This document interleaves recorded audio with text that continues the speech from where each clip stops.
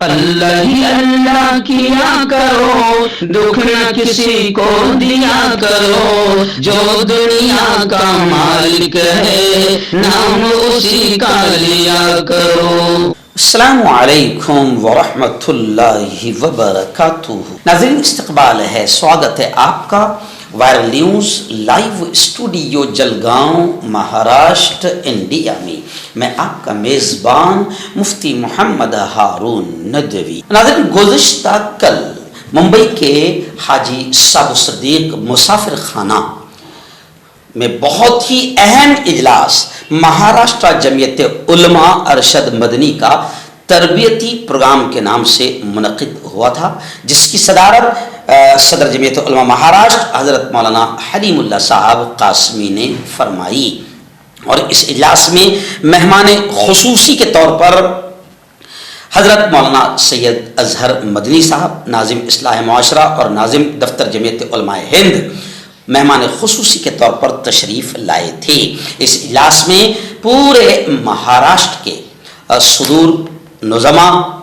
Secretary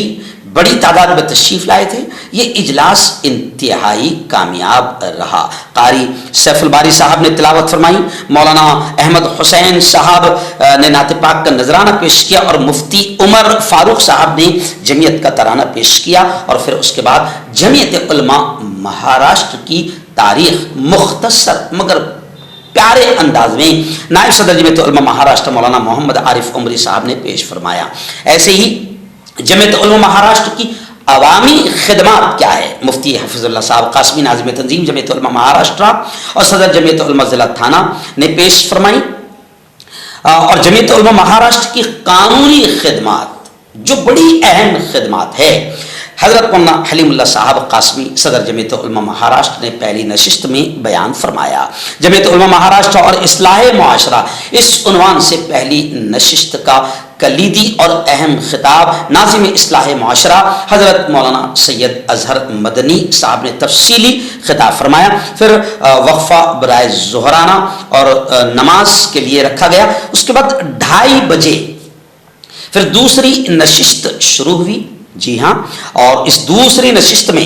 قاری محمد یونس صاحب جو ہمارے اہم ذمہ دار ہے، ان کا ابتدائی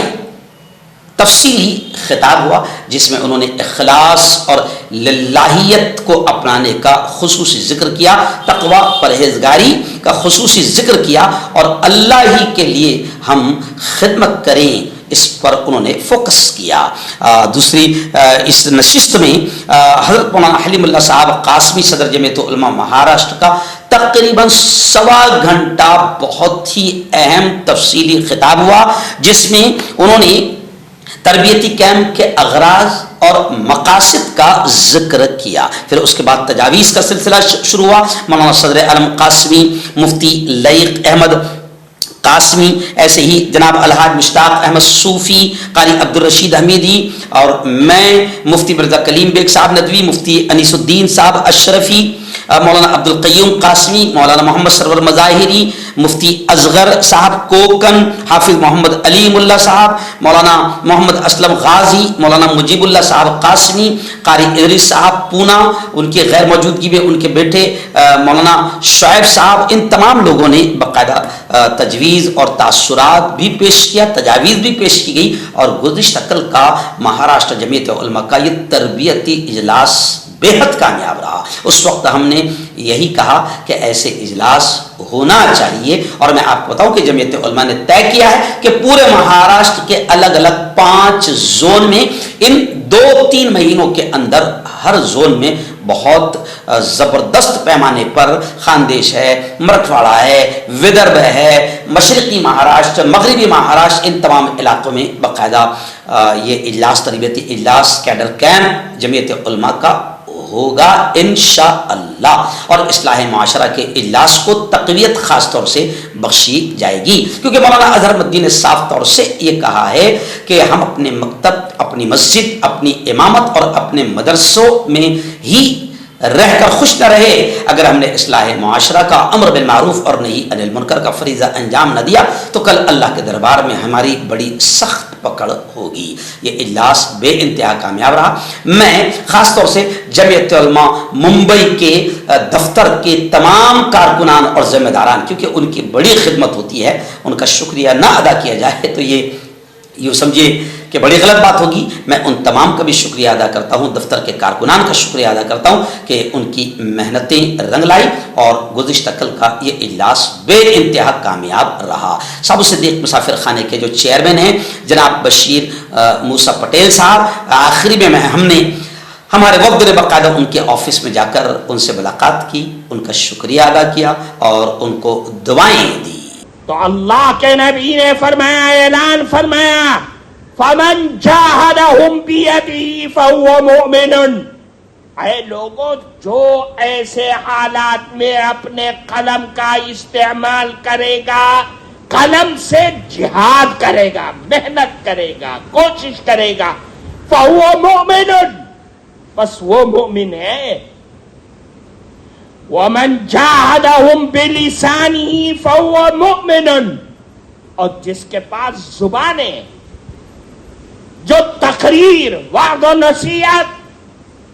اپنے احکامات کو اپنی زبان سے کہہ کر کے منکرات کو ختم کرنے کی طاقت رکھتا ہے، تو یاد رکھو اس کا یہ عمل، یہ جہاد ہے۔ وَمَنْ جَاهَدَهُمْ بِقَلْبِهِ فَهُوَ مُؤْمِنٌ، اگر تیرے اندر زبان چلانے کی طاقت نہیں ہے، تو ہاتھ بھی نہیں چلا سکتا ہے، تیرے قلم میں اتنی طاقت نہیں ہے، تو اللہ کے نے اپنے دل میں اس برائی کو برائی تو سمجھ، اور یہ سمجھ کہ جس میں میری قوم مبتلا ہے وہ منکر اللہ کے عذاب کو دعوت دینے والا ہے۔ رسول اللہ کی سیرت تو یہ ہے جو قرآن و حدیث بتا رہی ہے۔ پھر فرمایا آخر میں، سنیے، آپ کو سننا ہے اور ہمیں سننا ہے۔ وَلَيْسَ وَرَاءَ ذَلِكَ مِنَ الْإِيمَانِ حَبَّةُ خَرْدَلٍ، اور جو زبان کا استعمال کر سکتا ہے نہیں کر رہا ہے، اپنی دنیا میں مست ہے، اپنی زندگی میں مست ہے۔ جو ہاتھ کا استعمال کر سکتا ہے نہیں کر رہا ہے، قوم چولہے پھاڑ میں جا رہی ہے، کوئی اس کو خیر خبر نہیں ہے۔ آج آنے والے اس پروگرام میں جتنے ممبران جمعیت علماء کے آئے ان کو اولاً جمعیت علماء کی تعریف بتائی گئی، اس کے ساتھ اس ملک میں جمعیت علماء کے کام کرنے کا کیا طریقہ ہے وہ بتایا گیا، اور ان کو یہ بتایا گیا کہ مشکل سے مشکل حالات میں بھی گھبرانے کی ضرورت نہیں ہے، ہر مشکل کا حل ہوتا ہے، اور جمعیت علماء کا کسی بھی مشکل کو حل کرنے کے لیے جو طریقہ کار ہے وہ یہ ہے کہ اس سے کسی قسم کا عوام میں کوئی خلجان پیدا نہ ہو، اور عوام کے مقابلے میں نہ آئے، بلکہ مسئلے کو حل کا ایسا راستہ تلاش کیا جائے کہ ہندو مسلم منافرت سے بچتے ہوئے اور ماحول کو خراب ہونے سے بچاتے ہوئے اس مسئلے کے حل کی راہیں تلاش کی جائے۔ اوقاف کو لے کر جمعیت علماء کا کیا موقف ہے؟ جمعیت علماء کا موقف واضح ہے، بالکل صاف ہے کہ اوقاف یہ ہمارا مذہب ہے،